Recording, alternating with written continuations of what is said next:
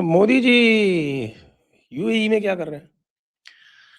Sir UAE का देखिए क्या है, द ब्रेक फ्रॉम ओपेक जो हुआ है, वो एक ऑयल ऑर्डर तोड़ा है उसने बड़ा क्लियरली। ओपेक एक भाई वो ऑयल जो ओपेक से जो हुआ है, हुँ, वो ऐसे ही तो नहीं हुआ है। भारत से बातचीत करके ही हुआ है।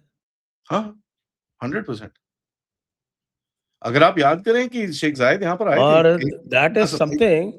और वो जो है, वो हमारे अंकल ट्रम्प के लिए और अंकल शी के लिए, दोनों के लिए एक बड़ा अनसेटलिंग सा एक इश्यू है, क्योंकि थर्ड नोड खड़ा हो गया। शी के लिए तो बहुत अनसेटलिंग है सर। ट्रम्प को ओपेक वैसे भी नहीं पसंद। Americans never liked the OPEC क्योंकि ओपेक के अंदर रशिया भी है, ईरान भी है। ओपेक प्लस में है वो, हाँ। हाँ, तो ईरान तो उनको वो ओपेक में है। ओपेक में है, उनको वो पसंद नहीं है। So they want that to be broken क्योंकि क्या है सर, इस समय पर ओपेक प्रोड्यूस नहीं कर पा रहा और थोड़ा एटीट्यूड दिखा रहा है। एटीट्यूड तो सिर्फ मीडिया में दिखाता है, पीछे से अमेरिका के जहाज के साथ जाके सऊदी अरेबिया भी हमला करता है ईरान पे, वो अलग चीज़ है। उसके अपने एयरक्राफ्ट के ऊपर ना अपने पेंट, वो सऊदी अरेबिया का फ्लैग पेंट करके, अमेरिकन फ्लैग लगा के उसपे उनके साथ जाके बॉम्बिंग कर रहा है Saudi Arabia. They have been doing it through the month of March.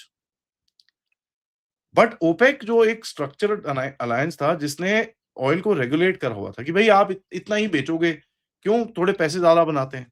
And इसमें सऊदी अरेबिया बहुत डोमिनेंट बन रहा था। सऊदी अरेबिया में चक्कर क्या हुआ सर, इन्होंने अपने फाइनेंसेस बड़े बुरी तरह प्लान करे हैं और इतने बड़ा जो ये इतने नियम-चियम का कमिटमेंट दे दिया है, they have gone into the dump. इनको अभी समझ नहीं आ रहा कहाँ से निकालना है। तो ये रेगुलेट। रशिया को फ़र्क नहीं पड़ता sir, either ways he is making money. तो दिस गाय यूएई डिसाइडेड कि यार बहुत हो गया भैंस की आँख, तोड़ो इसको, कोई फ़र्क नहीं पड़ता। They broke it. अब उन्होंने कल 1 दिन पहले मोदी जी के वहाँ पहुँचने से 1 दिन पहले फुजैरा के लिए एक नई न पाइपलाइन का अनाउंसमेंट करी है, व्हिच दे आर सेइंग कि भई 27 तक खत्म हो जाएगी। एंड वो उनकी जो oil company Abu Dhabi ANDOC जो है, वो ऑलरेडी तैयार है and I believe a lot of equipment यहाँ पर इनके ऑलरेडी टीम्स आ रखी हैं। They are buying a lot of the pipeline का मटीरियल फ्रॉम इंडिया ओनली। कुछ यहाँ से भी टीम्स आ रही हैं, कुछ हो रहा है वहाँ पर। अब अगर फुजैरा का वो एक नया सिस्टम बन जाता है, यूएई आपको 4 से 5 मिलियन बैरल दिन के वो दे सकता है वहाँ से। बस अभी अपना काम चल गया। अपना तो 5 साढ़े 5 की रिक्वायरमेंट है। नहीं, 5 साढ़े 5 में से हम करीब 1 डेढ़ जो है वो तो रिफाइन करके बाहर भेज देते हैं। उसके बाद 1 डेढ़ आप यूएई से ले लोगे। Look at it from another perspective sir. आपका जो अभी राजस्थान में 90,000 करोड़ रुपए का जो रिफाइनरी बनी है और उड़ीसा में by the way this month and वो एक्शन में आ रही है। एंड उड़ीसा में एक और रिफाइनरी एक्शन में आ रही है, तो आपका रिफाइनिंग कैपेसिटी एटलीस्ट 35% ऊपर जाएगा बिकॉज़ ये मॉडर्न रिफाइनरीज़ हैं, हाई टेक्नोलॉजी है और इसकी कैपेसिटी भी बड़ी ज़बरदस्त है। तो आप ब्रेस कर रहे हो, ठीक है यार, अभी थोड़ा क्राइसिस है, 1 डेढ़ महीने वो के जो बाद क्या बोलते हैं, वो level of complexity is the highest. हाँ, हाईएस्ट है। तो 2027 तक ये पूरा गेम थोड़ा सेट होएगा। तभी आप देखिए मोदी जी ने बोला यार 1 साल ठहर जाओ, थोड़ा गड़बड़ है अभी बाहर, मैं कुछ नहीं कर सकता इसके बारे में, just hang on for 1 year. तो कैपिटल फ्लाइट नहीं होनी चाहिए आपकी ज़्यादा। Keep your economy stable.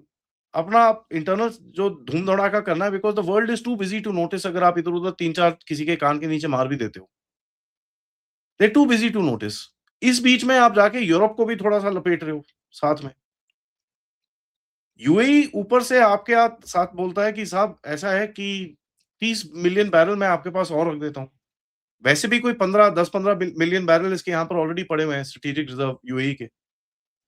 30 और ऐड कर रहा है। ऊपर से कहता है मैं आपको पैसे भी देता हूँ बनाने के लिए और रखने के लिए भी पैसे दूँगा। और यूसेज का in crisis first right is India's. अब वो 1 हफ्ते का तेल है sir. That is 1 weeks worth of 1 oil हफ्ते 30 का, मिलियन बैरल। हाँ, 1 हफ्ते का ही है। ठीक है? तो बढ़िया है, नो प्रॉब्लम। एक आपके पास रिज़र्व और हो जाता है। तो अगर आपके पास 60 दिन का है, now it becomes 70 days of oil. थोड़ा बहुत आप भी बनाओगे इधर-उधर। So it actually increases your capacity. And UAE को एक चीज़ पता है कि ये जो नोड निकल रहा है यहाँ पर आईमेक का जो निकल रहा है, it is already opening up. Adani is already buying that port in Greece. Netanyahu और इनके साथ बातें चल रही हैं। तो ही नोज़ कौन-सा कि यार पोर्ट खरीद रहा है वो?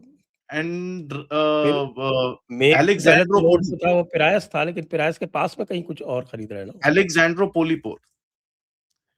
तो अभी इटली भी जाएँगे मोदी जी, वहाँ पर भी पोर्ट की बात होगी मेरी गर्लफ्रेंड के साथ। ठीक है, मैं परेशान थोड़ा गुस्सा हूँ मैं मोदी जी से, मेरे को नहीं लेके गए, बट चलो ठीक है, कोई बात नहीं। ये तो बड़ी गलत बात है भाई, गर्लफ्रेंड ही हाँ, आई नो, तुम्हारी छीन ली। I know. तो वहाँ पर कुछ गेम होगी। The problem is with the girlfriend भाई, why is she going for an older person? Sir अब क्या है ना, she likes men with white beard, तो ठीक है, कोई बात नहीं, Modi ji's beard is better than mine. तुम्हारी भी ऑलमोस्ट वाइट है। ऑलमोस्ट है, बट उनकी पूरी है।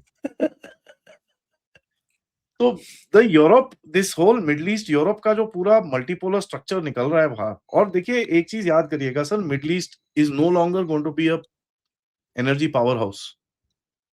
इसी बीच में अगर आप ऑयल गेम को देखें, पूरी तरह से फ्लिप हो गया है। ऑस्ट्रेलिया बाहर निकल रहा है, रशिया बाहर निकल रहा है, यूएसए बाहर निकल रहा है, कनाडा, बाय द वे 60% तो यूएसए ही ओन करता है। यूएसए अपना वेनेजुएला का तेल नहीं कर पा रहा हैंडल वो। तो एक शिपमेंट 12 मिलियन बैरल्स की और एक शिपमेंट 15 मिलियन बैरल्स की, एक पहली शिपमेंट 4 मिलियन बैरल्स की आपके पास ऑलरेडी पहली तो आ गई है, 12 की आ गई है मेरे ख्याल से, और 15 की रास्ते में है। सो वेनेजुएला का पूरा डायरेक्शन आपके पास आ रहा है। अब अमेरिका को आपकी ज़रूरत पड़ेगी to stabilise the oil price in the world, कि यार इसको थोड़ा-सा काम डाउन करो, क्योंकि आपके ये पास रिफाइनिंग कैपेसिटी है। ये एलेक्जेंड्रोपोली तो बिल्कुल टर्किश बॉर्डर के पास में।